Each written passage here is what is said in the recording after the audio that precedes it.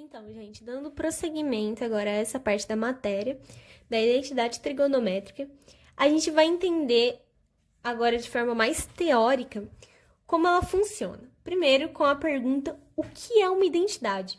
Tipo assim, quando eu falo a minha identidade, por exemplo, eu vou falar para vocês quem sou eu. E no meu caso, eu sou a Pincher, certo? Então, com isso, eu tô querendo dizer o quê? Que a identidade, no caso da matemática, no caso da trigonometria, especialmente, a gente vai dizer que é uma igualdade. Vai ser essa associação de algo ser igual a outra coisa, certo? Por exemplo, no caso aqui de baixo, vocês podem ver que a gente vai ter uma igualdade ocorrendo aqui, certo? Vai ser uma identidade trigonométrica, porque ela está usando aquelas fórmulas que a gente aprendeu inicialmente na trigonometria, certo? De seno, cosseno, e mais algumas que a gente acabou de citar ali no nosso círculo, certo? A de cotangente, cossecante e etc. Então, a gente tem que ter a noção de que existem várias formulazinhas com base nelas, e como eu mostrei anteriormente para vocês, existem diversos triângulos escondidos dentro do nosso círculo trigonométrico, certo? Então, aqui eu peguei mais uma das representações gráficas, né, desses triângulos existentes, e vou explicar passo a passo para vocês como a gente chega da representação gráfica até a fórmula do teorema fundamental. Certo, vamos lá. Vocês lembram que quando a gente estava vendo ali agora mesmo, no nosso círculo, a gente tinha o seno, que como a gente sabe pela regrinha, fica em pé, e o cosseno, que na regra fica deitado, certo? Eles fazem essa representação, certo? Esquece o resto e esquece esse traço preto por enquanto. É só o seno e o cosseno. Beleza. Só que o que acontece? A gente pode fazer uma representação do seno em outra posição, que ele está representado aqui, no centro do nosso círculo, só que a gente pode transportar ele, carregar ele para frente, certo? Carregar ele até o lado de cá. Quando a gente faz isso, carrega o seno até o final do nosso cosseno, a gente fica com esse triângulo aqui, certo? O que eu tô tentando mostrar pra vocês é que não importa se a gente carrega o cosseno pra cima ou seno pro lado, certo? É só uma transposição, a gente tá só transportando eles, projetando eles na frente, ok? É o mesmo comprimento, é a mesma representação, certo? Ele saiu daqui seno, ele continua sendo um seno, beleza? Daí a gente tem o cosseno aqui, o seno aqui, a gente vê eles como dois catetos e a gente consegue fazer uma hipotenusa. E por que eu botei que essa hipotenusa tem valor 1? Porque lembra lá no começo que eu falei pra vocês que a gente vai ter o círculo trigonométrico, um valor unitário e tal. Então, e que a gente viu ali agora também, quando a gente chega na extremidade do círculo, ele faz valor 1, certo? Então, aqui é como se ele estivesse tocando na borda do nosso círculo, certo? Isso aqui é o raio do nosso círculo trigonométrico. E o raio de um círculo é sempre valor 1, beleza? Bom, se a gente tem que um dos catetos é cosseno, o outro é seno, e a gente tem que a hipotenusa é 1, e a gente tem um teto aqui, o que a gente pode fazer? A gente pode fazer a fórmula do tio Pitágoras, isso mesmo. Então, a gente tá relembrando de tudo um pouco aqui. A gente vai montar, então, com a fórmula do Pitágoras. A gente vai pegar o primeiro cateto, que é seno de θ ao quadrado, mais cosseno de θ ao quadrado, é igual, quanto que é 1 ao quadrado? 1, certo? Então, para resumir, o que a gente fez aqui? Vou botar de caneta, espero que pegue, né? Aí a gente fez. Olha que lindo. Não pega. Falhei na missão. Vai ser x ao quadrado mais y ao quadrado é igual a z ao quadrado, certo?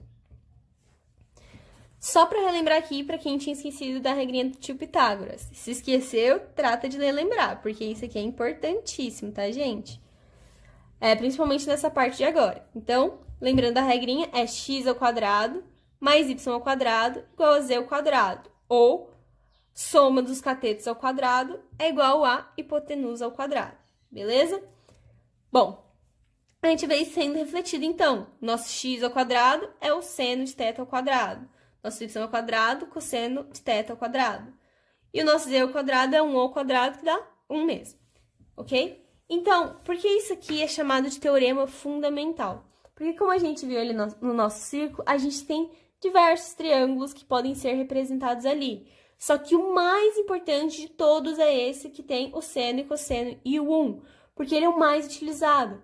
Tanto é que, naquela questão que eu resolvi anteriormente com vocês, a gente pode resolver por meio dessa fórmula também, certo?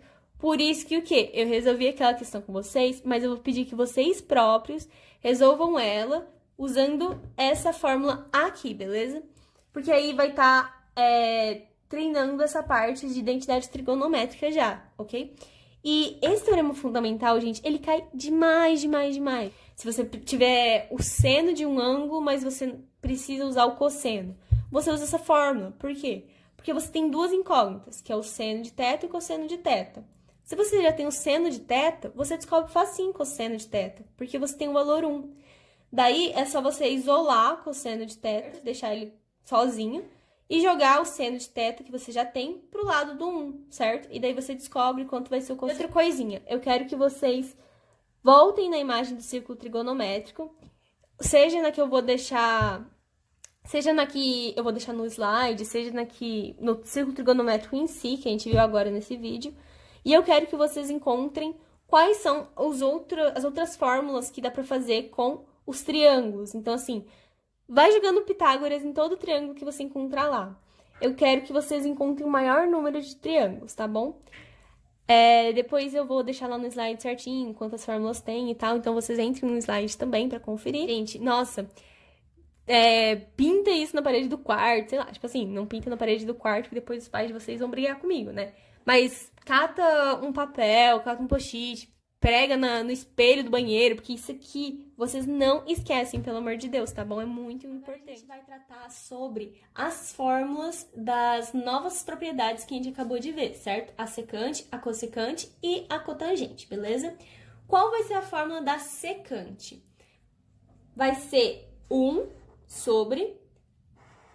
Só lembrando que todas elas funcionam como razões inversas, tá bom? Então, vai estar sempre invertido. O que costuma ficar embaixo vai para cima e o que costuma ficar em cima vai para baixo. Então, nesse caso, nosso 1 fica em cima e embaixo dele vai estar o quê? A função seno? Não, galera. Na verdade, vai estar a função cosseno, beleza? Então, essa daqui é a fórmula da secante, certo? Secante de x é igual a 1 sobre o cosseno.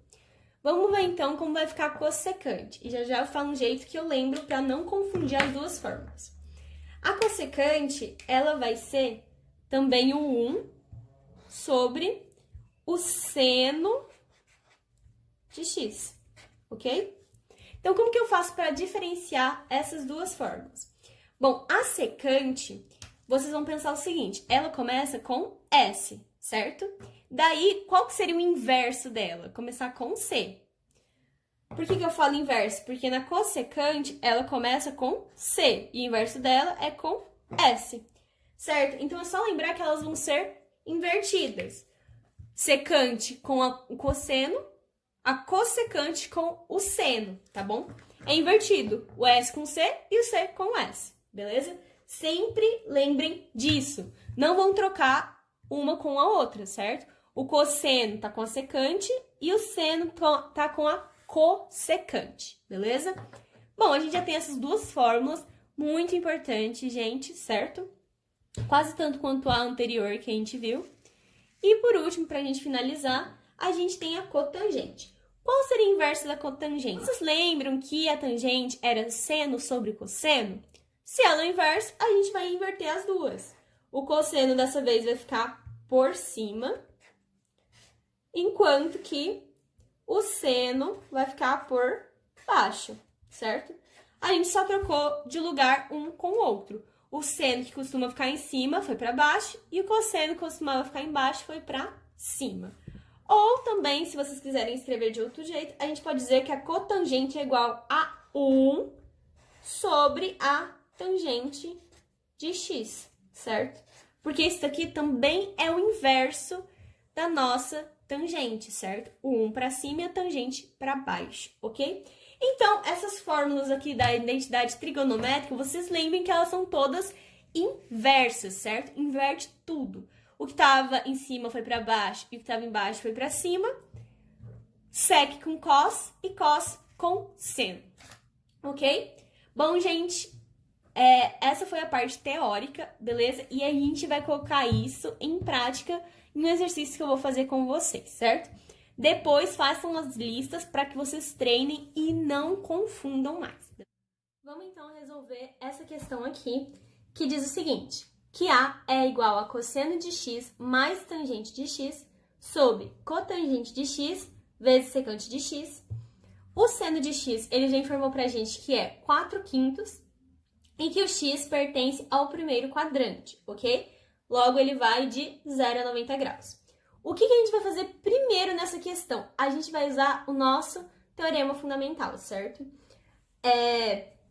Gente, eu chamo ele assim, mas ele pode ter outros nomes também, tá? Se eu dar uma pesquisadinha rápida na internet sobre esse tema, que ele aparece bem fácil, tá? Mas é aquela equação que eu mostrei pra vocês do seno ao quadrado, seno de x ao quadrado, mais cosseno de x ao quadrado é igual a 1. Estão lembrados? Bom, o que a gente vai fazer com isso então? Se a gente sabe que o seno de x é 4/5, a gente vai substituir aqui o seno de x por 4/5 elevado ao quadrado, lembrando, ok? Mais cosseno ao quadrado de x é igual a 1. Quanto que vai dar 4 ao quadrado? 16 e 5 ao quadrado dá 25. Mais cosseno ao quadrado de x é igual a 1. A gente pode, então, passar o 16/25 para o lado de lá, para ele ficar junto do 1. Isso aqui é o mesmo de dizer que é 25 menos 16 sobre 25. Por que eu posso fazer isso? Porque 1 seria a mesma coisa de 25 sobre 25, certo? Porque 1 dividido por outro dá 1.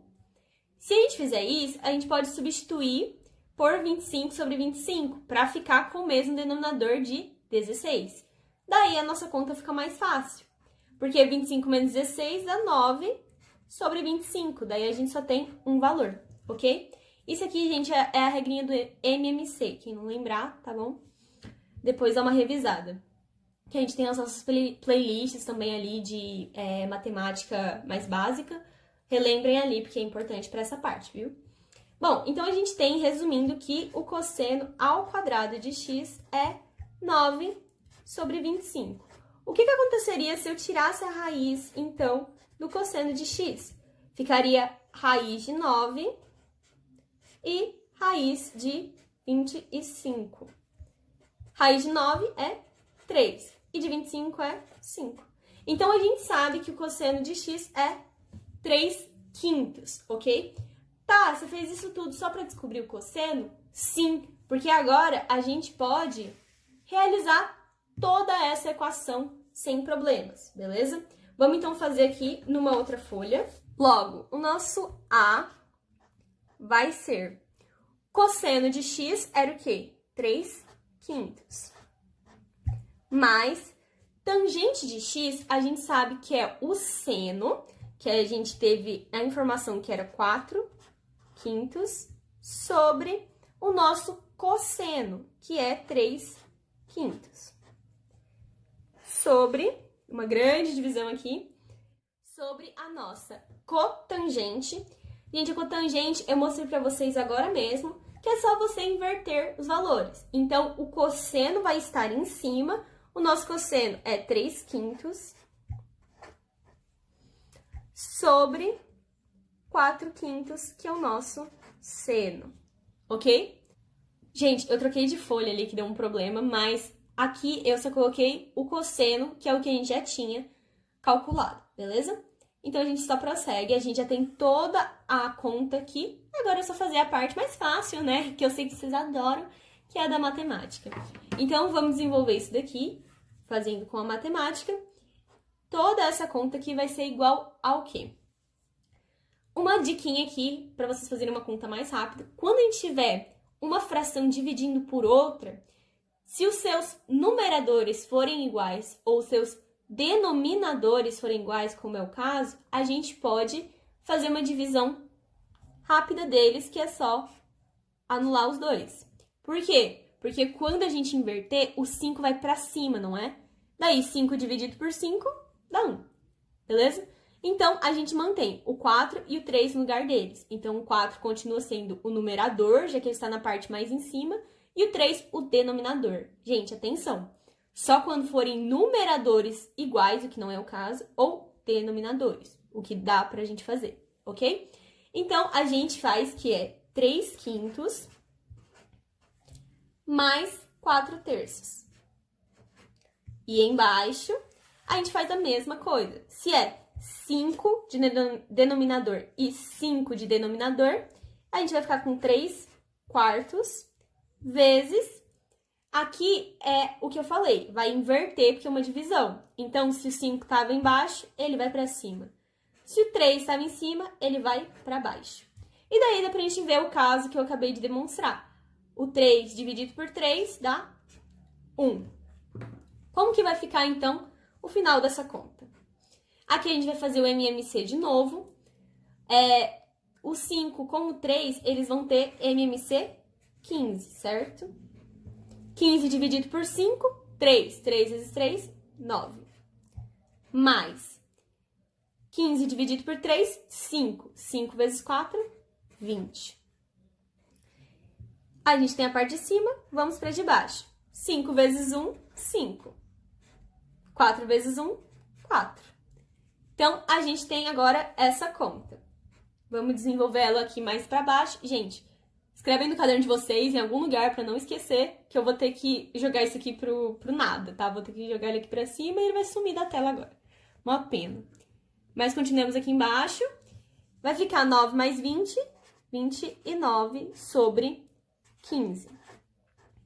Daí eu vou fazer o quê? Eu já vou passar uma multiplicação. Estava dividindo 5/4, vem multiplicando 4/5, ok? E quanto vai dar isso? 29 vezes 4 vai dar 6 aqui.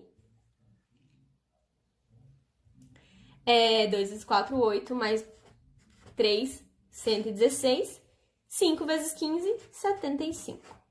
Então, gente, sim, eu sei que é um número muito grande, mas essa é a nossa resposta final, ok?